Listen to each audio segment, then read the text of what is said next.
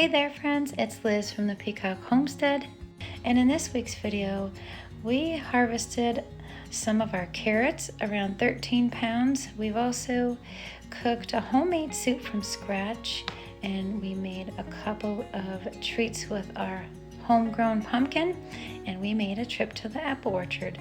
So if you're interested in that kind of thing, let's get into the video. This fall has been super hectic with all of the preserving that I've been doing. So I've been trying to just do a little bit at a time so it doesn't get overwhelming. So these are just a few of the tomatoes that are finally ripening up on my windowsill. I figured I'd make a little batch of spaghetti sauce because I haven't been really making a lot of spaghetti sauce. I've been making some ketchup, barbecue sauce, and tomato basil jam, which was really delicious. So right here, I have 5 pints of tomato sauce, and I'm just gonna process those for 35 minutes in the steam canner, and they'll be ready to go on my shelf.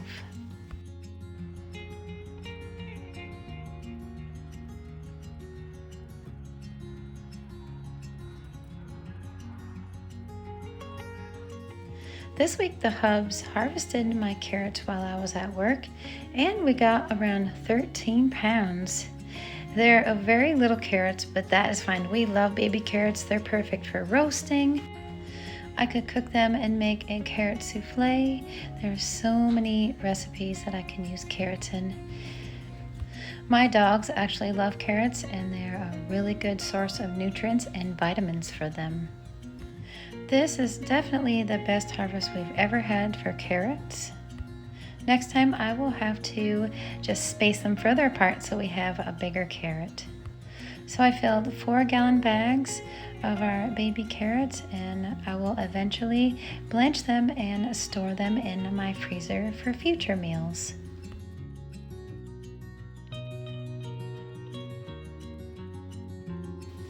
This week I also made a really wonderful vegetable soup, and I added chicken just so we can have a bit of meat to it, but I added that separately at the end.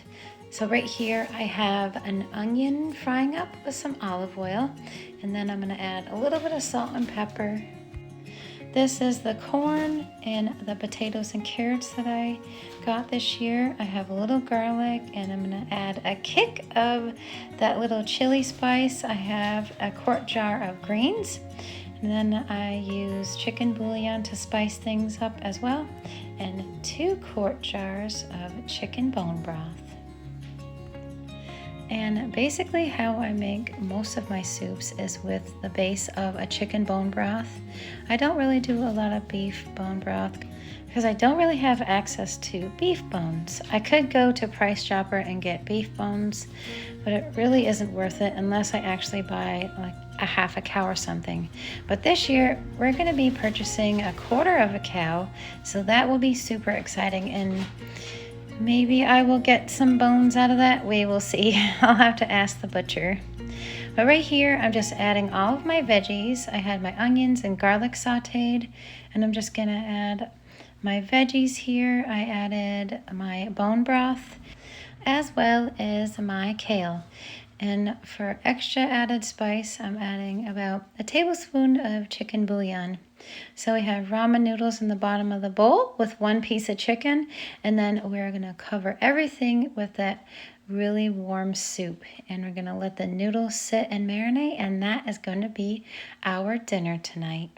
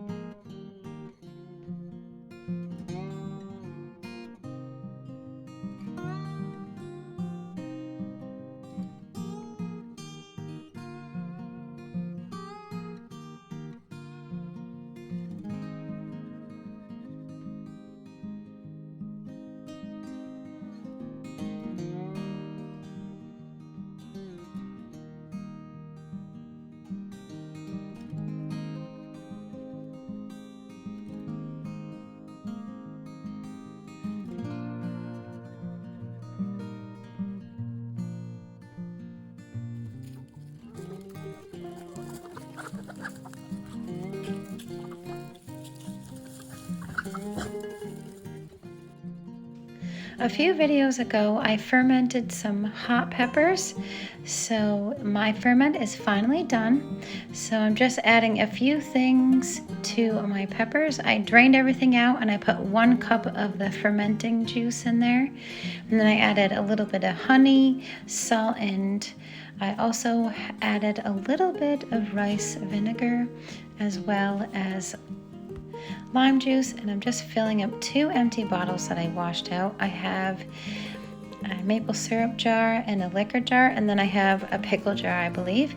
So I'm just filling up these jars, and then I'm going to store these in the refrigerator, and then we will spice up our life with these.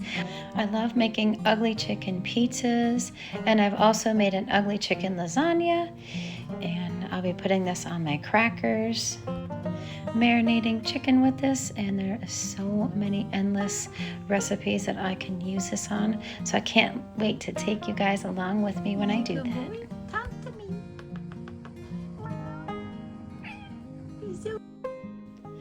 Another project that I had to tackle this week is processing my loofahs.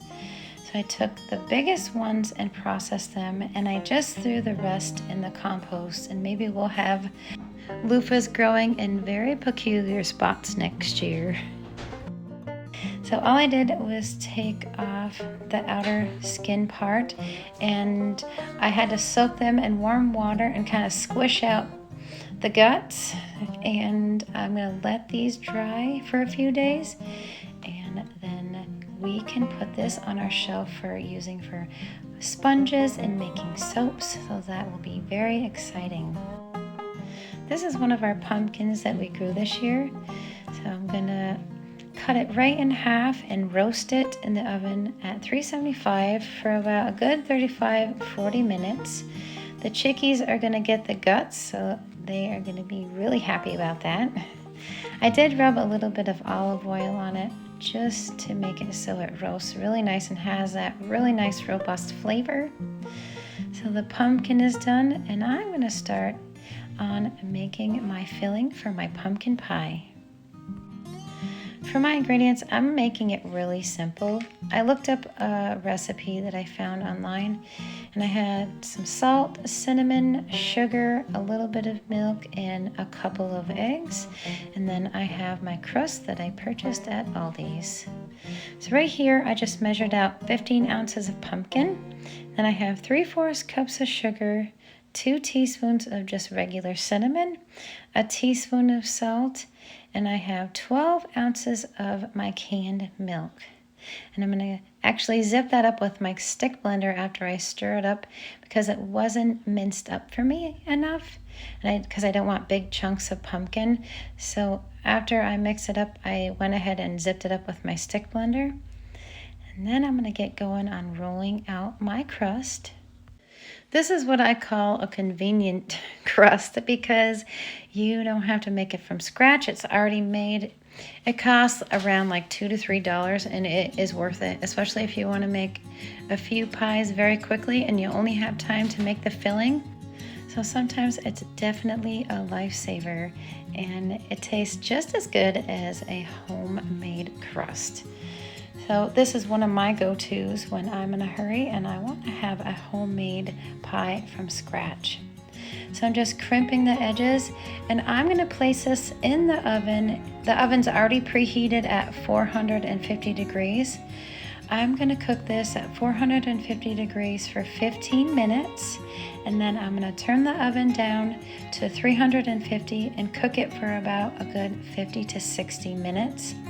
And I had to put a little bit of parchment paper over the top just so it wouldn't get darker around the edges, but look at how beautiful that turned out, and it was so delicious. And I didn't have any heavy cream to make any of that beautiful topping that goes on top of the pie, but this was amazing. A homemade pumpkin pie tastes so much better than the store-bought, because you know who made it and you know the ingredients that are in it.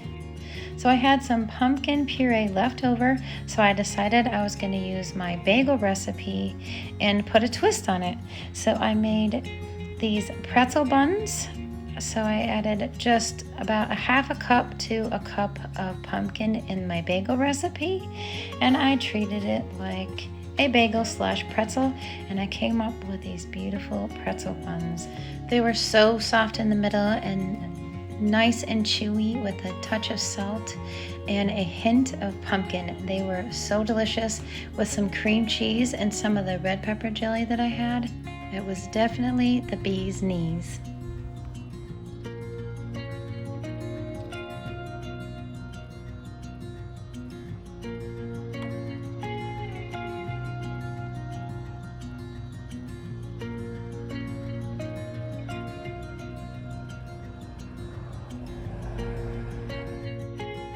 We finally made it to the apple orchard, and they actually let us pick up some drop apples, and they said we could have these for free, so that was even more exciting.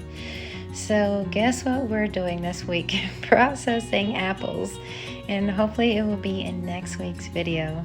But we had such a blast, and there was other people picking up apples. I think it was a school field trip, so they were going in and picking up all the rest of the apples, and that was the last day we could do it.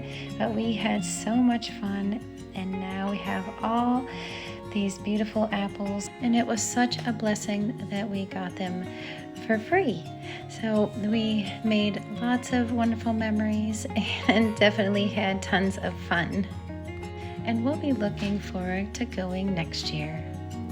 And that's it, friends. That's all I have for you this week. I hope you enjoyed the video. Many blessings, and I will see you on the next one.